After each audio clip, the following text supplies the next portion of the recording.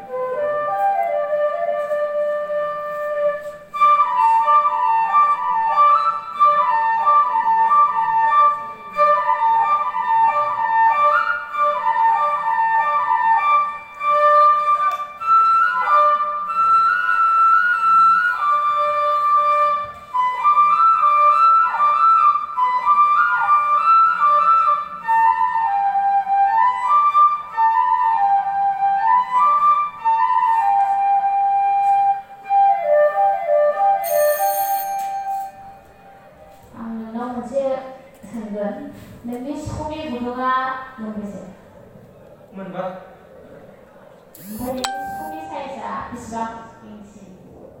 सिफुंनि साइजखौ मिथिगौ।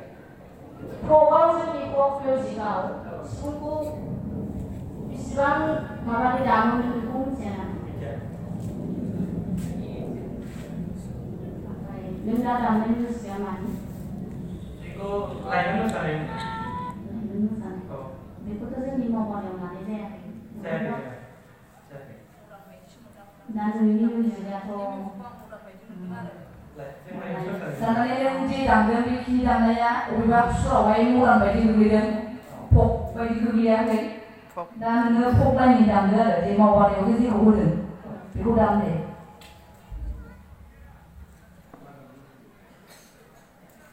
माखौ दामो बेखौ बुं नों माखौ दामो मावबादानि खामाव गाखोनायखौ दामो